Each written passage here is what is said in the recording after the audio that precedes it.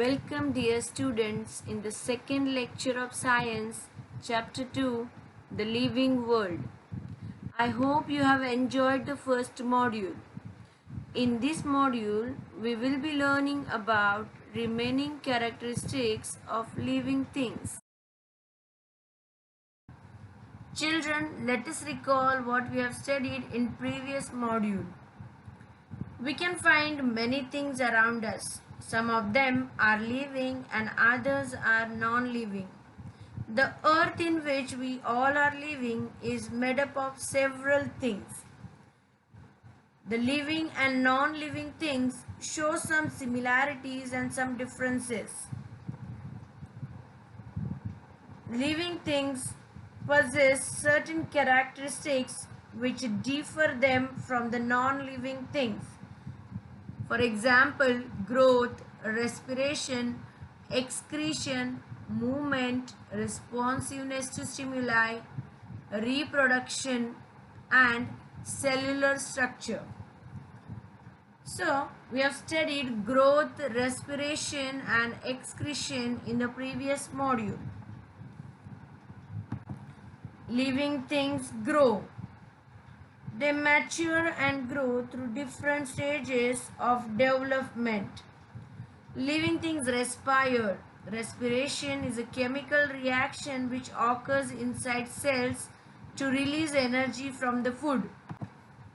In living things, the digested food is eliminated from the body through the process of excretion.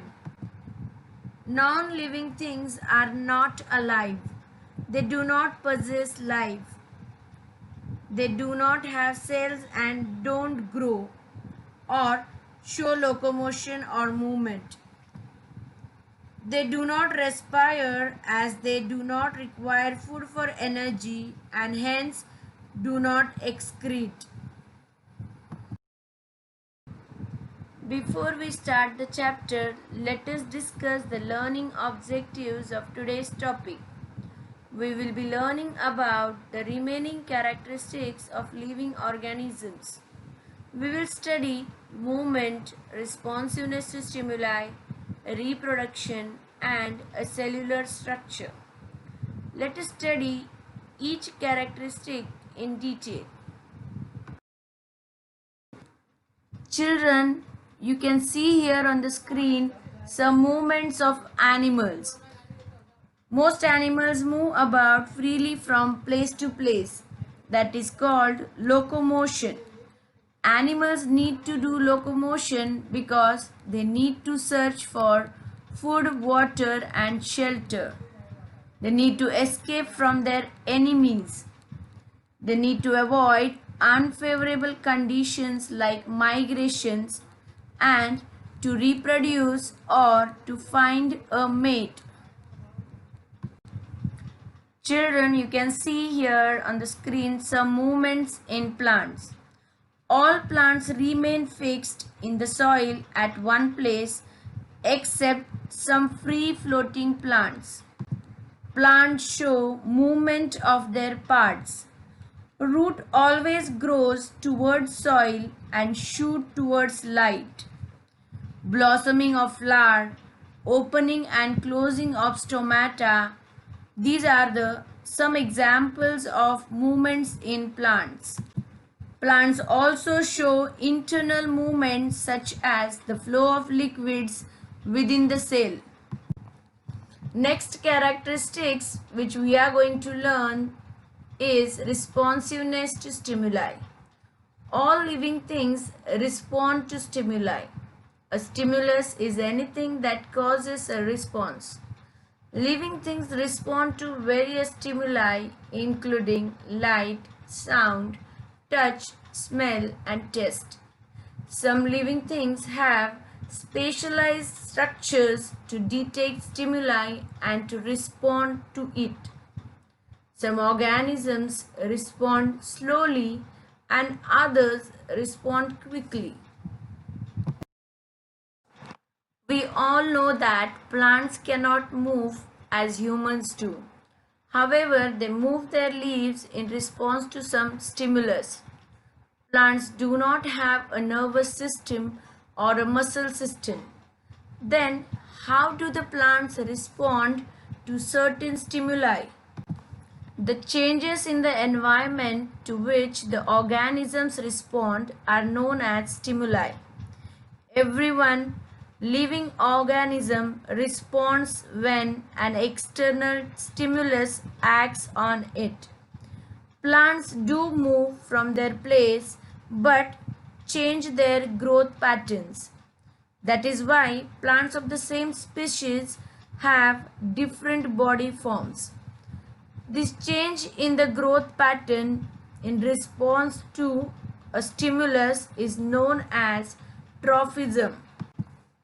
Tropic movement is the biological phenomenon that indicates movement of an organism, such as plants, towards an environmental stimulus. Children, you don't have this topic, tropic movement, for the exam.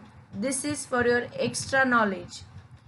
The various types of tropic movements are phototropism, that is response to light, geotropism, response to gravity, chemotropism, response to particular substances, hydrotropism, response to water, and thigmotropism, or it's also called as nastic movement, that is response to mechanical stimulation or response of plants to touch.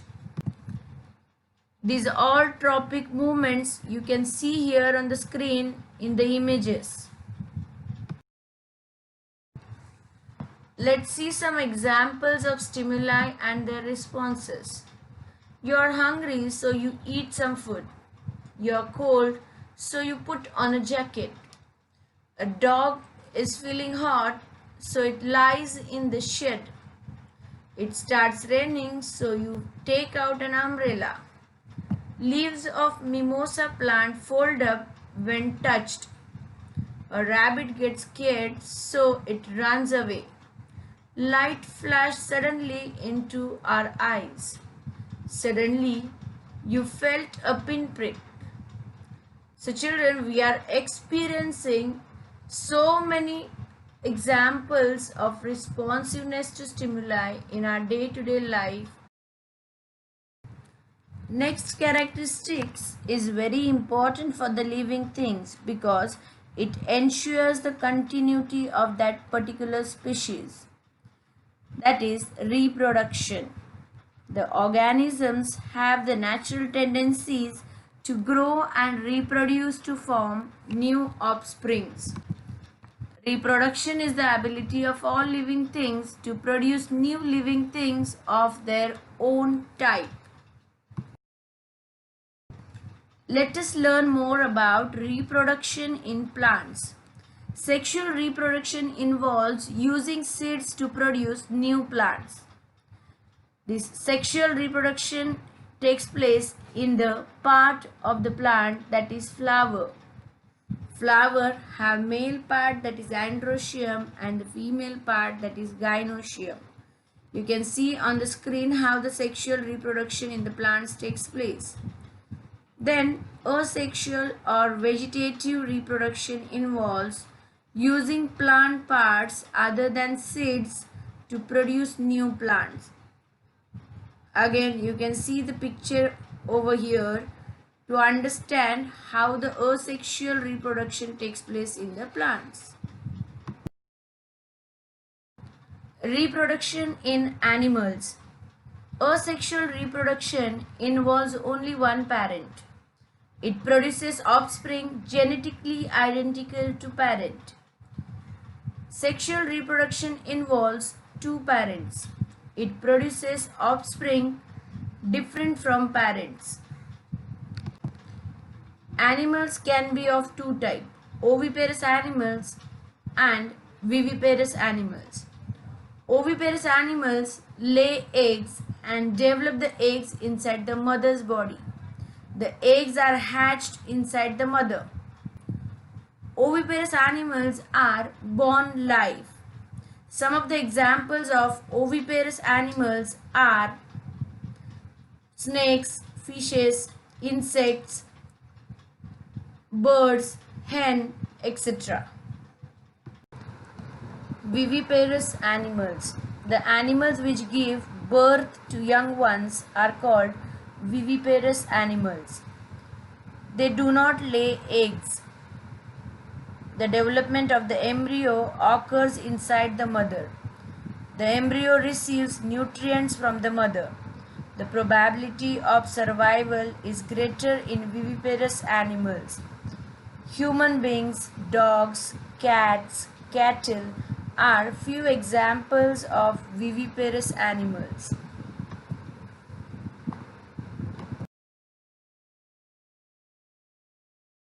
A definite lifespan.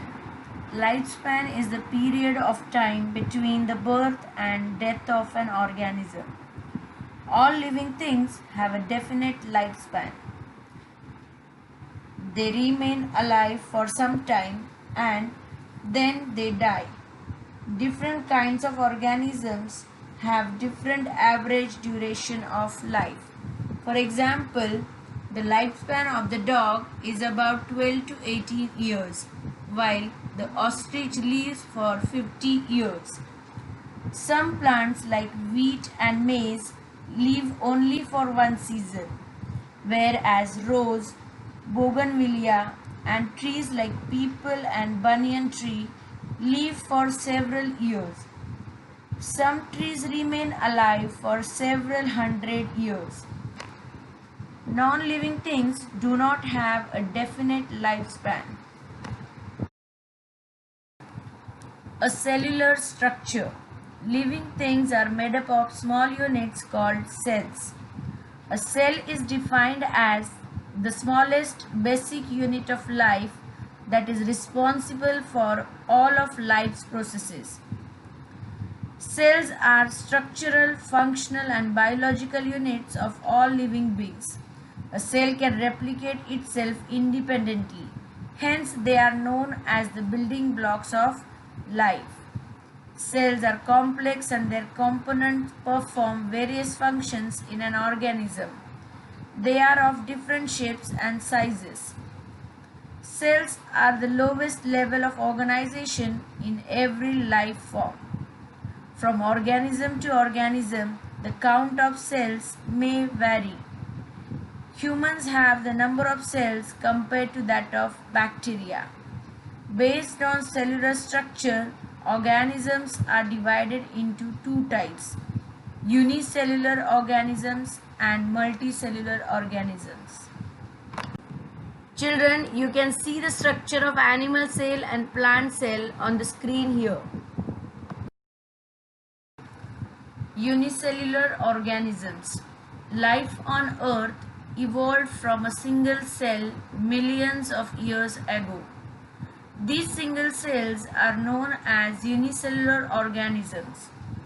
All the life processes in a unicellular organism, including digestion, excretion, respiration, occur within a single cell.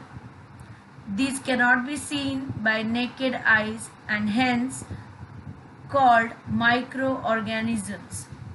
There are several kinds of unicellular organisms such as bacteria, protozoa, virus, etc. Multicellular organisms. A multicellular organism is an organism composed of many cells. The term multi is technically used to refer to something that is more than one, and hence they are called complex organisms. They are visible to the naked eyes. They possess distinct organs and organ systems. Their size increases with number of cells in an organism. You can see here in the adjacent picture the examples of multicellular organisms, that is plants and animals. The life cycle in human being. On the screen you can see the different stages of development in human beings. Human being born, then they grows, and after that They produce other living things like themselves, that is, they reproduce and then they die. When a living organism dies, a new organism replaces them, and this ensures the survival and existence of their species.